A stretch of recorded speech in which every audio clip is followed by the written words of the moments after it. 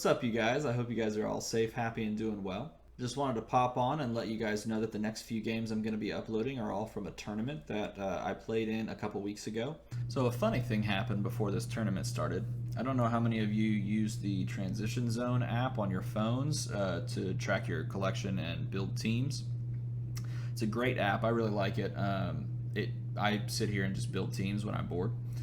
But one of the downsides of this app is it doesn't have like a sign-in feature where it keeps all your information backed up. Doesn't have any backup service. So if your phone dies, like mine did 2 days before the tournament, you lose all your teams. And if you're organized, or like me trying to be organized, and you put all your stuff away, then you don't have your teams set out. So I didn't have a team prepared except for the whole control team that I ran the previous video I uploaded. So I net decked a team. I am not ashamed. I net decked a team. I net decked a Bat Family team because I liked the interactions, and the guy who put it together had a really good write-up on the team itself. So I put the team together and took it to this tournament, and we'll see how it goes. I highly recommend reading the write-up. I'm going to explain through it in a second all the interactions of the team, but I am by no means an expert. I mean, I only played 3 or 4 games with this team that day. So if you want to know like more in-depth strategy on this team, I would definitely recommend checking out his write-up. I'll post a link in the description of this video. Alright, so here's the team that I ran for this tournament. This is a Bat Family team that was popularized by a guy named CCM0007 on the reservepool.com. He wrote a really good article about how he took this to a WKO and competed with some of the top decks within that competition. This is a very complex team that has a lot of different interactions, so I'm going to show you each little piece and how it's supposed to work with the other pieces and how you're supposed to get to your win condition and win. So this first piece this is your win condition. You have Batman Natural Leader, which reduces its cost, its 5 purchase cost for each of your different active Batman affiliated characters. So that includes Robin over here, which is another part of your win condition. His ability states that while Batman is active, each Robin die gets +3A and +3D. So if you look at Batman's level 3 side, he's got a 6/5 attack and defense, and then a 2 fielding cost. But the way this team works is you're not actually going to end up paying that 2 fielding cost very often. You're actually going to get him out on the field in a much different way than you usually do. Robin's got on his top face, he's got a 2/5/2, which is a 2 fielding cost and a 5 for attack and 2 for defense. But with Batman being on the field, he's going to get that buffed to 8/5. So it's going to be a pretty strong Robin and Batman combo. And these are what you're going to use to basically just swing at your opponent over and over and over again. These are the next 2 pieces of this team. Obviously, Professor X is on this team because of its global. Keep my bag low, keep things moving through it quickly, have a lot of energy and a lot of bolts to use this piece, Blue Eyes White Dragon. Its global says pay a bolt and knock out one of your monsters to reduce the cost of the next die you buy by 2. Now the important part there is not so much the reducing the cost, more so the knocking out one of your characters. And the reason as to why involves these next 2 cards. Okay, these 2 cards are the linchpin and the backbone of this team. These are what really make everything run, the engine, if you will. Bruce Wayne, International Playboy, says, while Bruce Wayne is active, when one of your character dice is KO'd, you may place a Batman die from your bag or your used pile in the field zone at level 3 and capture a target level 1 or level 2 character from your opponent's side of the board, obviously. So you return that captured die at the end of the turn, but the big thing there is if you buy a Batman and then use a bolt to KO Alfred, then you can move said Batman from the used pile where it goes when you buy it onto the field at level 3 and at the same time capture one of their level 1 or 2 characters. So by paying a bolt, you're essentially going from one board state to another, where your opponent had blockers and you didn't have a lot of attackers, to your opponent having a bunch of captured blockers and you having a level 3 6 attack Batman on the field. And the crazy part is you can do this multiple times a turn, and if you KO Alfred, Alfred gets the opportunity to roll back onto the field, thus building the board and allowing you to repeat the process over and over and over again. Okay, these are the last two pieces of the team itself, not counting the basic actions. Oracle Master Investigator is really good on this team because one, she locks down your opponent's ability to use their globals, and two, she counts as a Batman affiliated character. So you get her out early and she sits there in the field and helps you reduce the cost of your Batman dice by one for her. On this team, there's a total of 4 different Batman affiliated characters. So if at any point you had all 4 characters out, you'd only have to pay 1 mask to buy a Batman. The nice thing about running Blue Eyes White Dragon Global is you can still use that cost reduction ability when you do KO a Alfred. So even if you only have a few Batman affiliated characters, you can reduce that down to a mask or 2 energy anyway.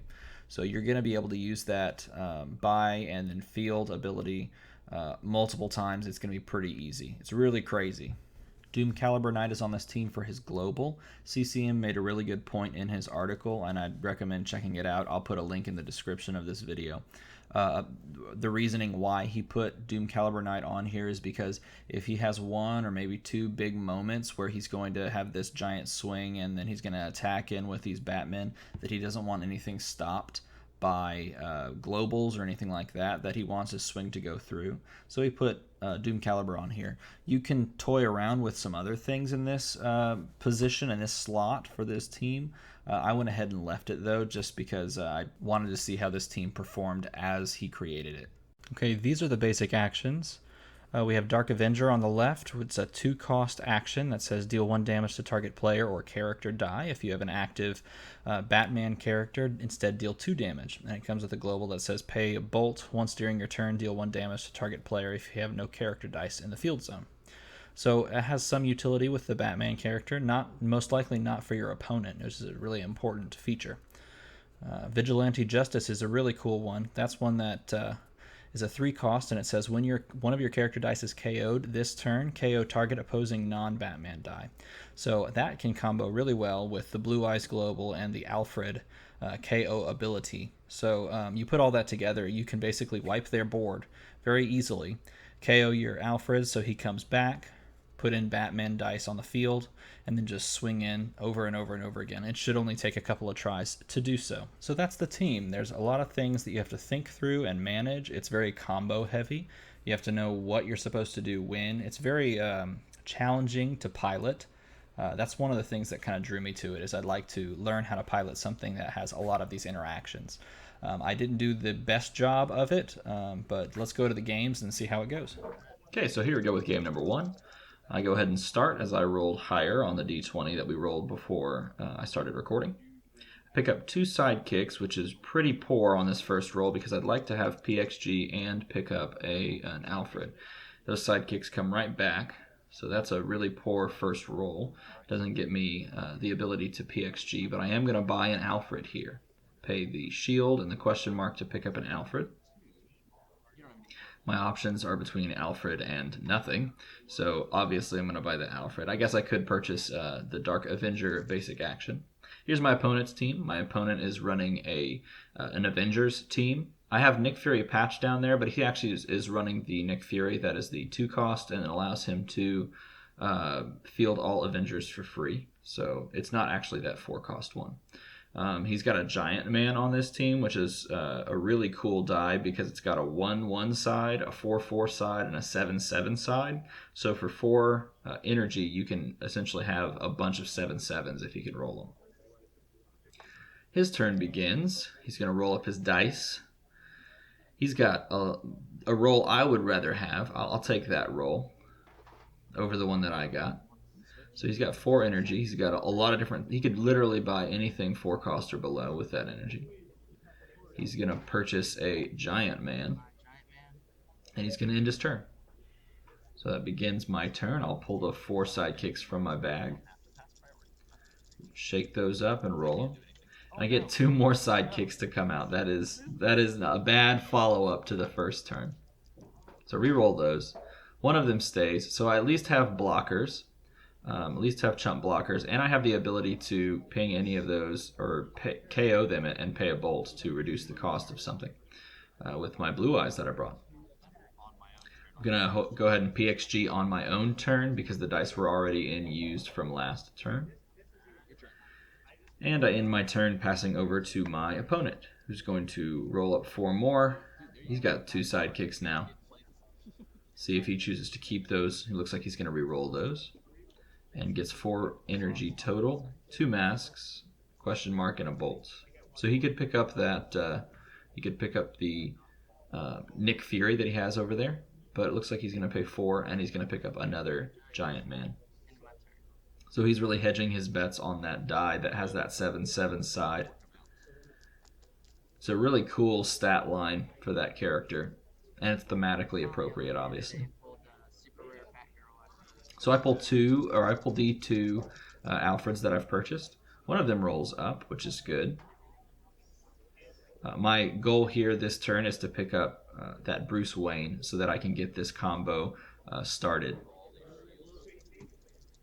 Either the Bruce Wayne or the Oracle are my next purchase.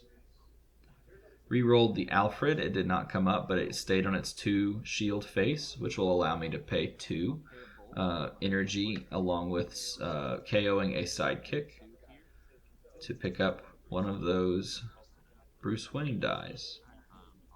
I'm going to pay 2 for another Alfred, and going to keep that mask. Start getting that ramp built up from the really poor first couple of turns with no ramp whatsoever. My opponent draws one of his Giant Man dice. Rolls it on his 1/1 side, so he re-rolls it, and then it rolls on its 7/7 side. He's going to have to pay 2 to field that. So it looks like he's going to pay the bolt and the shield to field that 7/7 Giant Man. Pass priority over to me. I'm going to PXG. Pass it back to him. He chooses to attack, and I will block with the Alfred. When he gets KO'd, you can roll that die from your used, and he comes right back on any energy face, if you roll an energy face. So 1 was in the bag. Going to draw that out, and then I'm going to pick up 3 more. Shake them all together. I add the stuff from KO and prep. And right away, the Bruce Wayne comes up, which is good for me. I did not pick up the Alfred, though, so I'm going to re-roll that Alfred, see if that shows up. It does not. So I still only have 1 Bat character on the field. But after fielding that Bruce Wayne, I'll have 2. So I spend an energy to field Bruce Wayne. So purchasing a Batman die is now worth 3. I'm going to KO a sidekick and pay 1 to do the Blue Eyes Global. And that's going to reduce his cost by 2, and then I'm just going to pay 1 mask to pick him up. Now in doing so, I've relinquished my ability to PXG for this turn. So I'm going to have a lot in the bag, which means I'm going to want to KO one of my other characters to try and get Batman onto the field so I don't have to wait for him to cycle. Of course, I could just I could pull him from the bag as well, because Bruce Wayne's ability allows you to pull from bag or used pile in that really cool combo.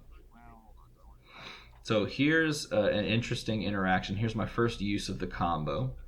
And I actually do something here that I kind of mess up. So I'm going to pay a bolt, and I'm going to KO Alfred.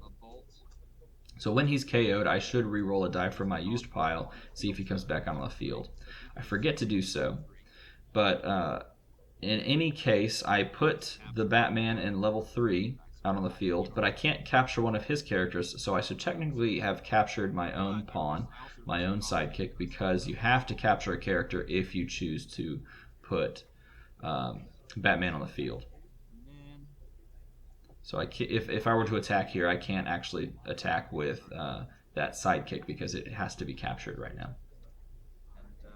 In any case, from that interaction, from the interaction beforehand with the KOing a character to reduce the cost, I purchased a Robin for 1 fist, and then purchased Dark Avenger for 2. Chose not to attack. My opponent's rolling 6 dice. See if he keeps the sidekick.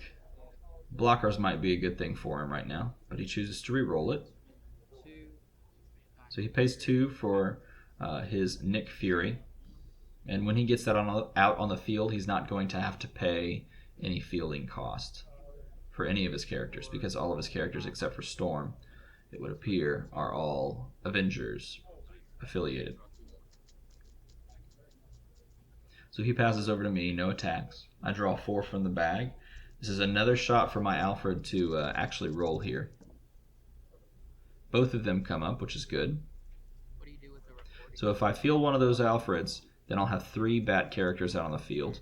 But I don't have a mask, so I can't purchase another Batman. Which means I'm going to re-roll all of that stuff. Hope for a mask. I do have 1 now. But no bolts to bolt out one of my characters with. So these rolls have been really hurting me this game. I can't do the things that I'd like to do when I'd like to do them. Again, I choose not to attack because if I attack with my 6/5 Batman, then his 7/7 is clearly going to just beat it, stay out in the field, and then mine will KO. And I can't pull from the KO prep area. Oh, a little unfocused part here. So I'm going to cut ahead here so that we can kind of get it past it. He fields his Giant Man. It's a 4/4. And then passes his turn to me. Rolling up more characters and getting more energy. Not what I want. That time Robin shows up, and so does Alfred. So fielding Robin would make 4 Bat-affiliated characters. So that means that I would have the ability to purchase a Batman for 1. So I can pay that 1 mask, buy a Batman. Looks like that's what I'm going to do. Pay the mask, purchase the Batman. I even have a Bolt here. 2 generics not going to help unless I pay all 3 for a Vigilante Justice, but I kind of want to bolt out one of my characters so that I can put that Batman on the field. So he comes out. I capture 1 character on his side. I'll take his 4/4. That goes under the Bruce Wayne while it's captured. I pass over to him. He PXGs 1 of his dice. He only has 1 sidekick. Then I'm going to attack with 2 Batmen and 1 buffed up Robin. That Robin gets +3/+3 in the field when it's in the field with Batman. So he's going to block both Batmen. I don't think he realizes that the Robin is getting that +3/+3 buff. So he ends up taking 7 damage. And that 1 Batman KOs, 1 goes back to the field, and his 7/7 goes back to the field, and his sidekick KOs. He comes back, his Giant Man comes on back in. I choose not to spend 2 on a Dark Avenger. At this point, I don't really have any utility in that. There's no point in that. And so he starts his turn. Rolling up some stuff. He has the ability to pay and field his Nick Fury. So now anytime he purchases, he's going to purchase a Hawkeye. Anytime he fields an Avengers character, he's going to be able to field it for free.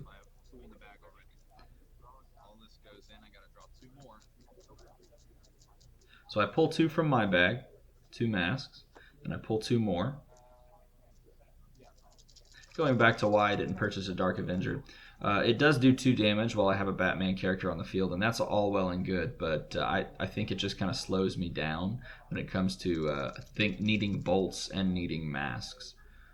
So in this case, I care more about the sidekick dice than most teams do. So I'll pay and field a Batman. That's at its level 3 side.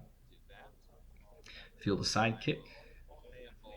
Pay a bolt to KO that sidekick and allow me to capture one of those. Right there. And then all I have to do is pay another bolt and KO another character if I wanted to. But I'm not going to. I'm going to swing in here with 2 6/5s. One of those is going to KO. One of those is going to KO his character. He gets his character back, and it goes back to him.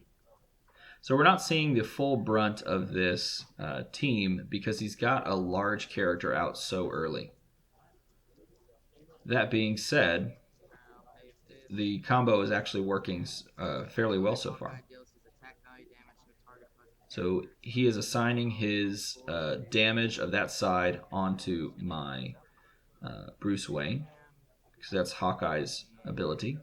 It's a when fielded ability that says when he's fielded, assign your attack damage. And he does so. KOs my Bruce Wayne. And then he's going to swing all in. So I'm clearly going to take some damage here. This is a good opportunity to not block the 7-7 though. So I'm going to block the 4-4 with my Batman. I'm going to double block with my Alfreds there. And it's on his 1-3 side, so I only have to assign 3 damage. And that's a 1-2 Alfred and a 2-2 Alfred, so neither of those are going to get KO'd by the Nick Fury. I go down to 13. We're both at 13. I KO his other giant man. I KO his... Or I don't KO, excuse me.